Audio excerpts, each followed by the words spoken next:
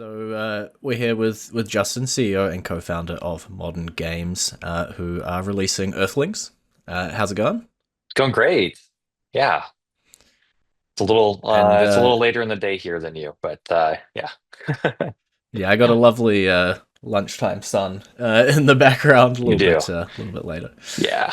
Uh, for people who might not have heard about Earthlings, obviously they weren't at PAX Australia as they were all around there. But can you give an overview, I guess, of the game, the toys, the mechanics? Yeah, absolutely. Earthlings is a mystery box collectible fig and toy line, and they look like this. So they're all cube shaped and represent different characters that have NFC tags in the bottom of them.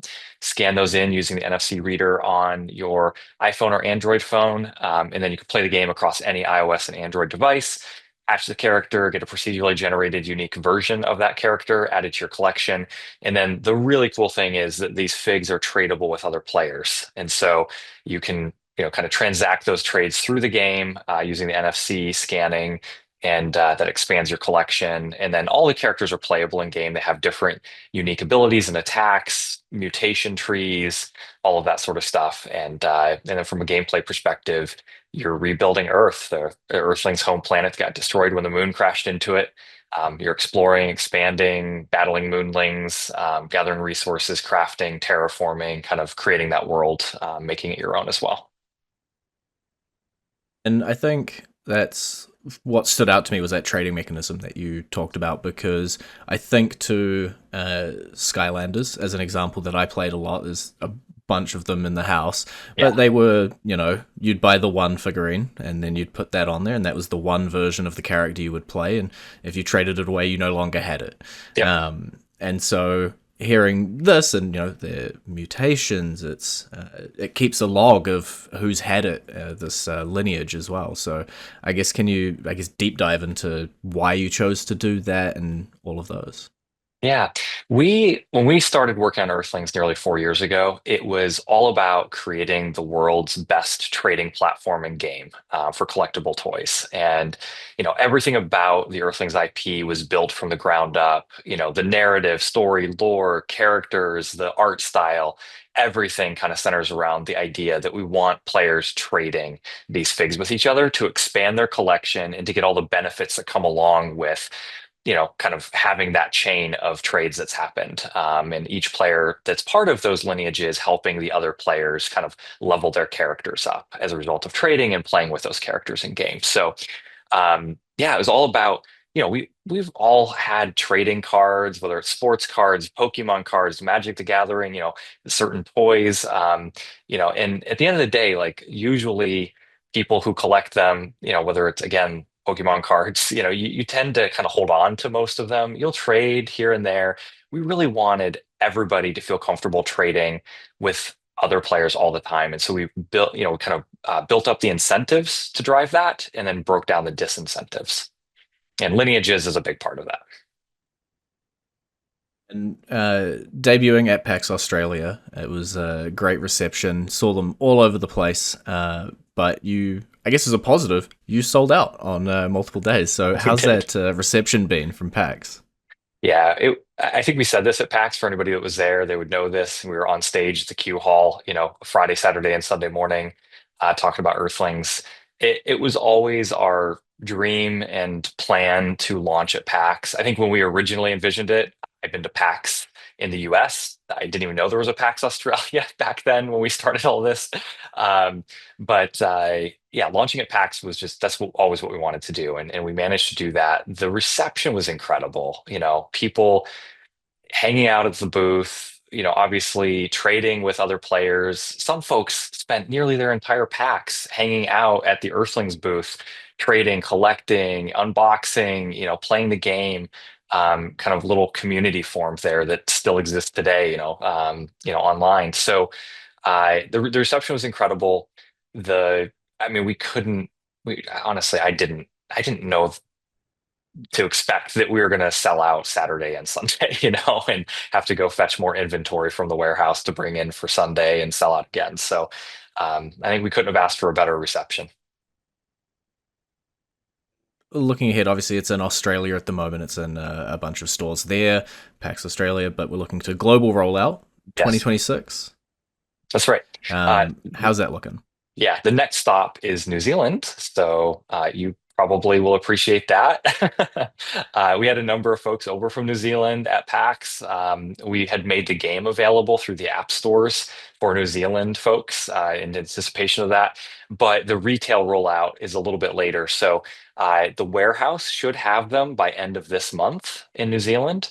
And then there's some other retailers that'll come online, independent toy sellers and such, later this month as well. So New Zealand is the next stop, and then next year will be the U.S., the rest of North America, Europe, Asia, kind of all the rest of the markets around the world. So we're finalizing dates. Moose Toys is our toy partner. They're based in Melbourne, Australia, but they're a global toy company, and so we're working together to finalize the details around exact dates for US launch and the global launch next year, but it'll be in 2026. And obviously, you've released some games previously on the shelves behind you. I can see, Yeah. but does it get any less nerve wracking to do a launch like this of your product?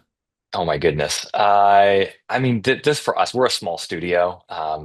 For quite a while, as we were building Earthlings, we had one game dev working on the game, for at least a year and a half or so of the process. So we're just a little bit bigger than that now. We've got four folks from a game dev perspective that are continuing to build. I, this was by far the biggest launch that we've done as a team, as a studio. Folks on our team that have been working at the intersection of physical, digital, connected play have experiences that are, similar, maybe a little bigger. But ultimately, yeah, no, it was. I don't know. I don't know about nerve-wracking, honestly. But it was a lot of work, and there were moments when kind of felt like, how are we going to get everything done that has to get done in the coming days and weeks to kind of like, nail the launch. But we pulled it together. It helps that again, Moose is along for this journey. They've been, a huge source of energy and in execution, to kind of complement what we're doing as well. So it was fun, honestly. Not too nerve-wracking. Fair enough. Obviously, a couple of those previous games, Beasts of Balance 7 Sales, do you feel like you took any experiences from those and, not publish, getting them out there and working on them to then put into Earthlings? Yeah, I mean, so I think Beasts is a great example. It's a tabletop stacking game that has a series of artifacts that all have NFC tags inside of them. And then there's a plinth that has Bluetooth and NFC reader and so on. And so you scan each one of those artifacts as you're going to stack it on the tower and kind of build it up until it falls over. And as you add each artifact or beast to that tower, it comes to life in game on screen. It is a physical digital connected play experience, very much like Earthlings. We've known for years that there was something magical about scanning that NFC tag and then having that manifest inside of this game world, and then the world growing and getting cooler as a result of what you're doing, kind of with the physical side of things.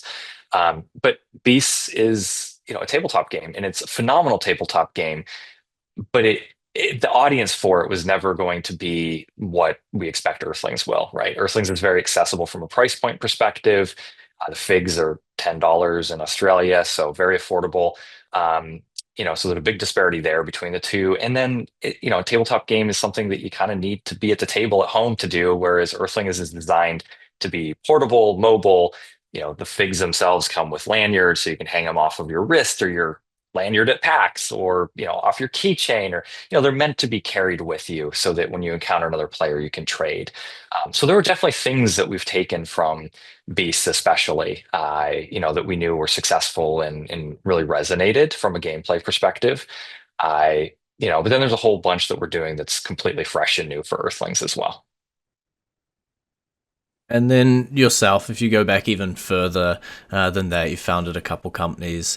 What brought you to this physical digital gaming sphere, or like what drew you towards it? Yeah. I like that question. That's a fun one. Get to go back in time for that. My wife and I have co-founded 8 companies over the past 25 years together, and a bunch of different types of businesses, mostly tech, and in software, developing web, mobile app experiences and products, but had always wanted to do hardware.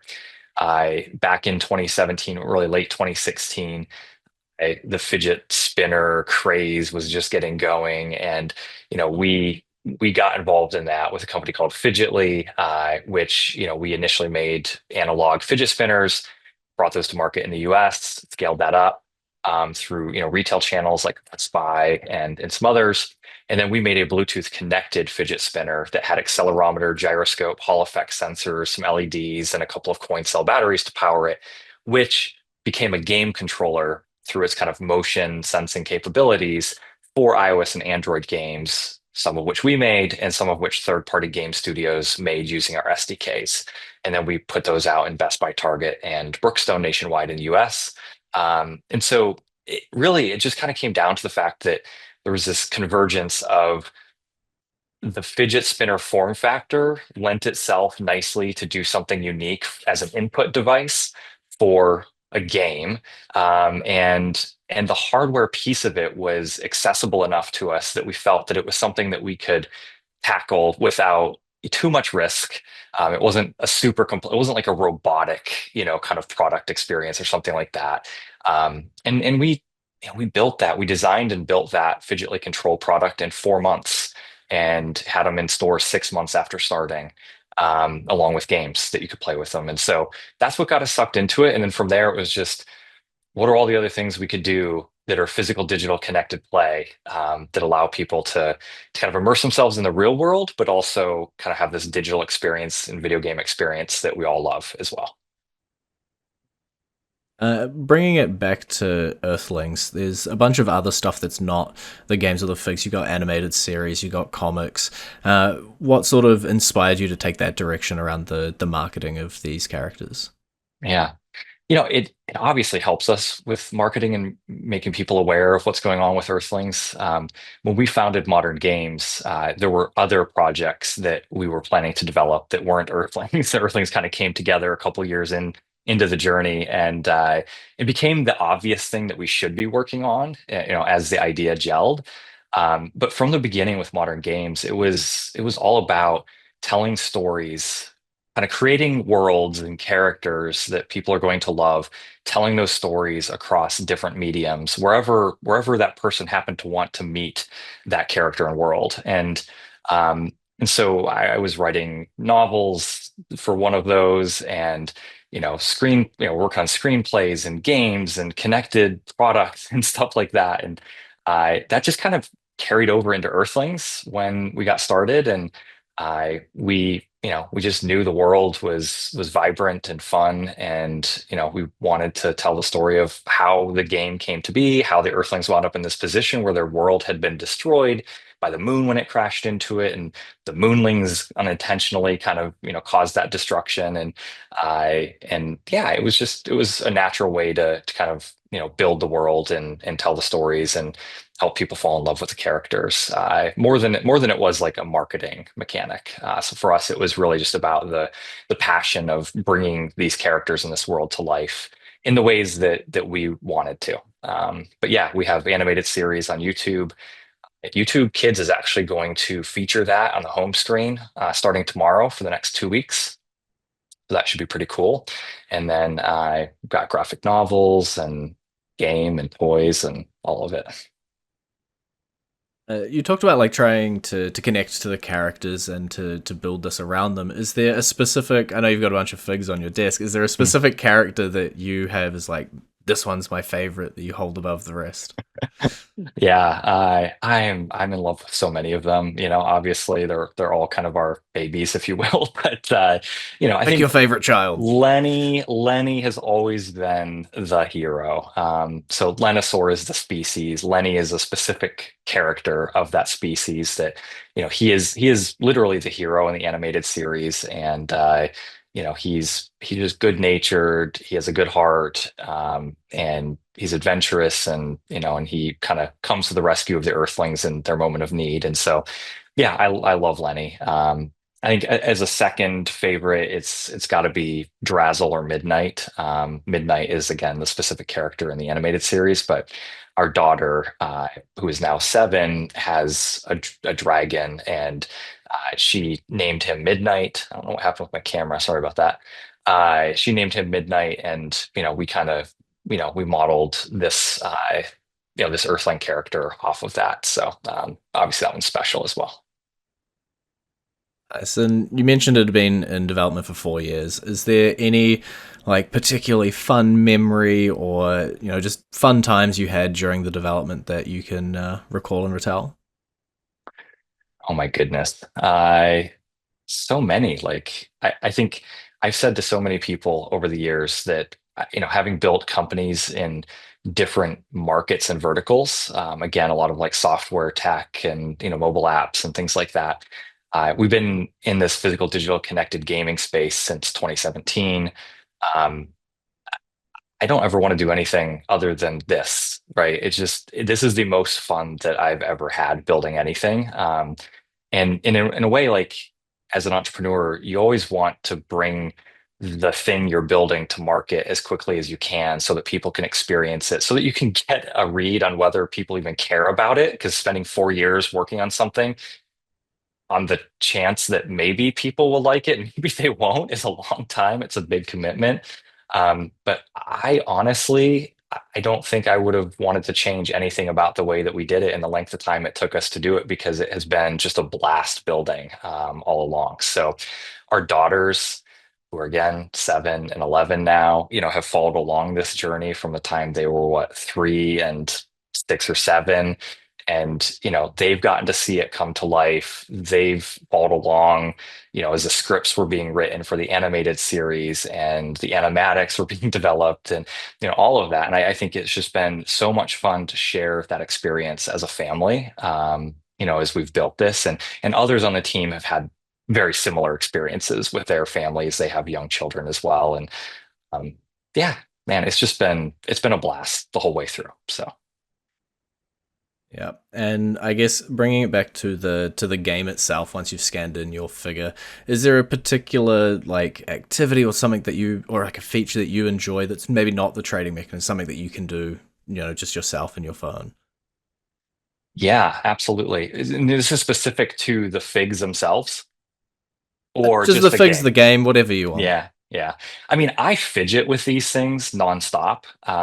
We have these are not in the final kind of units that wound up in production, but I have prototypes that have magnets in them, and they click together, and it's just fun to kind of play with those. But even the versions like this one that doesn't have the magnet, I'm just constantly like spinning them around, tossing them, kind of fidgeting with them all day. So I love that. And then from a gameplay perspective, expanding the world, exploring, and kind of you start out that small chunk of Earth that's left over after the world is shattered, and you get your first heart. You walk up to the edge, you spend the heart to kind of get the reveal of that next chunk and kind of get that slightly bigger world. There's something that's just very satisfying as you expand chunk to chunk, within the world, and then putting the Earthlings back in their home. You're building shelters for them, upgrading those into houses. The Earthlings that you're not playing as actively in the game at any moment, they're kind of running around the world, kind of in their little home area and stuff like that. It's just again, I so much of it that I love. It sounds like an absolute blast. As soon as my fig shows up in the mail, I'll be jumping on there for sure. Good. And Australian $10, a decent fidget toy costs that already. So Oh yeah. this time you get the fig and you can play it in the game. It's a key to a character in the video game, which then continues to keep giving back, because every time you trade it, you get another character in the game, and you get the mutation points that come along with those trades, and unlock abilities and stat boosts and stuff like that in the game for your characters. And yeah, it's I think the price point turned out really great. And we're coming to the end, I guess. Is there anything else about Earthlings that you want to mention before we wrap up? Honestly, just, it's about collecting these characters, trading them with friends, and then helping rebuild Earth. And then in a few weeks we should have multiplayer out. So, then you'll be able to join each other's worlds and play together and help each other out, in real time. Nice. Well, thank you so much for taking time to chat to us today. Yeah. Thanks so much, Grady.